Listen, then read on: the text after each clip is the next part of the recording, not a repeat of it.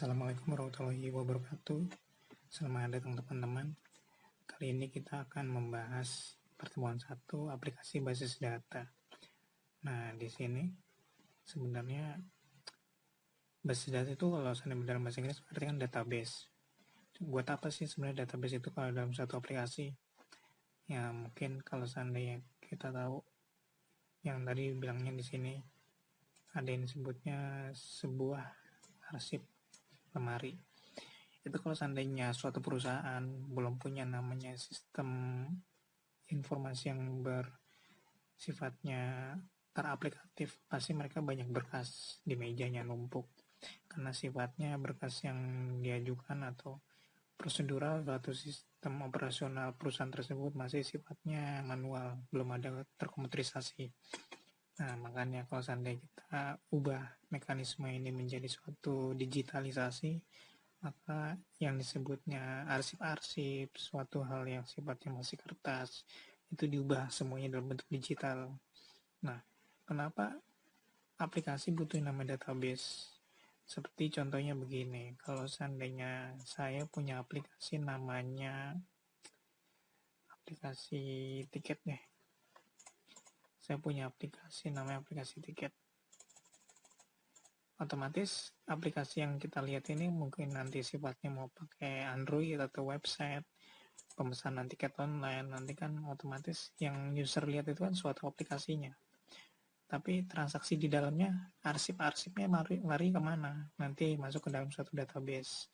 Nah, inilah proses di mana transaksi suatu user bisa disimpan, bisa melakukan perhitungan, bisa melakukan yang namanya hasil pembayaran, semua track recordnya masuk ke database. Nah, di sini dibilangnya kalau dia memang jadi sebuah lemari arsip, maka ketentuan seperti apa? Ada hierarki namanya hierarki database. Urutannya mulai dari database, masuk di bawahnya itu ada table, record, field, sama karakter.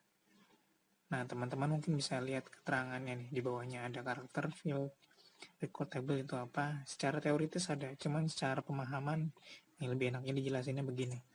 Kalau seandainya saya punya aplikasi tiket, misalkan saya punya database namanya basis data tiket deh, namanya basis data tiket. Terus kira-kira yang dibutuhin apa aja itu kalau seandainya kita punya satu aplikasi tiket dan kita punya database. Ini nama lemarinya, misalkan arsip digital kita, nama arsip database namanya basis data tiket. Apa aja data-data yang dibutuhin? Nah, itulah nantinya yang jadi acuan utama satu informasi yang bisa ditampung ke dalam database ini. Nah, melihat dari tadi hierarkinya database, dalam satu database pasti punya tabelnya nggak mungkin satu, pasti lebih dari satu. Nah, kalau misalnya kita buat dari contoh kasusnya tiket, aplikasi tiket, database-nya basis data tiket. Nah, tabelnya apa? Tabelnya dalam bentuk apa? Nah, tabelnya bisa jadi nih. Kalau tiket, pasti kan ada namanya yang pemesan tiket. Data pemesan. Tabelnya. Ada lagi nggak yang lain? Bisa aja. Bisa ini. Data harga. Data pemesan, data harga. Kok bisa dianggapnya dua ini dianggapnya satu tabel di dalam database, dan database ini ditampung dalam satu aplikasi tiket? Bisa, kenapa? Karena biasanya kalau seandainya kita masuk ke aplikasi tiket, kita biasa daftar dulu.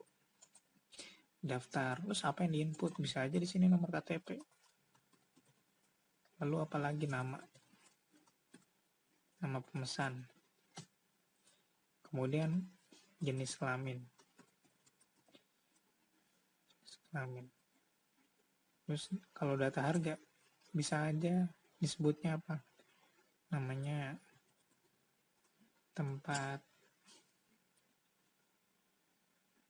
stasiun deh. Stasiun. Jam, harga. Nah, di sini udah nentuin nih. Saya punya tabel namanya tabelnya data pemesan, sama tabel satu lagi data harga. Nah, setiap tabel dia punya lagi fieldnya di bawahnya, seperti yang tadi dibilang. Setiap tabel dia punya nih record field di bawahnya. Record dan field, maksud saya record ya. Record dan field. Recordnya apa? Nih, nomor KTP, nama pesanan, nama pemesan, jenis kelamin, dan data harga juga ada nih. Tempat stasiun, jam, sama harga. Ini nanti dibuat dalam tabelnya masing-masing. Apakah cuma 2? Enggak, bisa lebih. Malah kalau seandainya aplikasi-aplikasi udah besar, saya yakin nih tabelnya banyak. Tapi database tetap cuma 1 namanya. Nah, bagaimana cara membuatnya? Nah, nanti kita lanjutkan sampai bawah pengertiannya. Nah, ini contohnya misalnya tadi. Mahasiswa BSI, ini nama database-nya. Tabelnya, namanya mahasiswa, nama tabelnya. Mahasiswa itu ada recordnya apa? NIM, nama, sama alamat. Nah, ini karakter di dalamnya.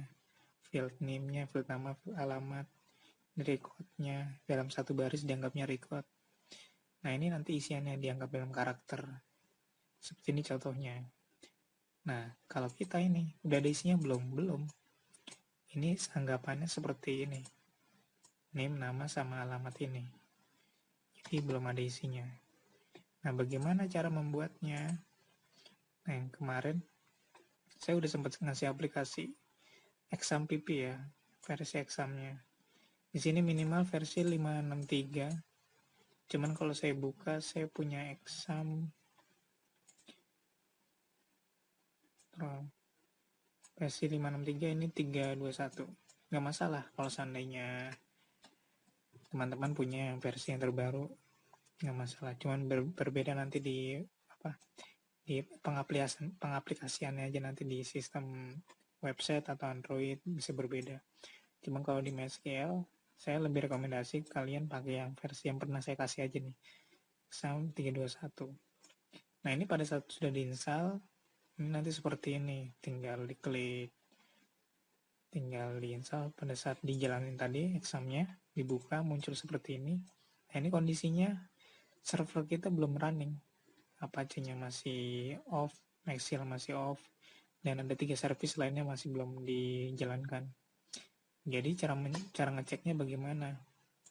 Di sini dijelasin cara ceknya itu. Nah, untuk memastikan kembali, silakan buka browser lalu ketikkan exam localhost sampp. Saya buka browser, saya enter, masih berputar, nggak ada apa-apa, nggak ada respon ya, kosong ya. Nah, kalau seandainya examnya ini saya jalankan, saya start untuk Apache-nya, MySQL-nya untuk database-nya saya start. Nah, kalau sudah keluar nih angka portnya, berarti udah bisa dianggapnya selesai, udah running, warna hijau nih. Saya enter lagi di sini. Nah, muncul dia. Apakah exam PP? Baik, pertemuan 1 saya tutup. Saya akhiri. Wassalamualaikum warahmatullahi wabarakatuh.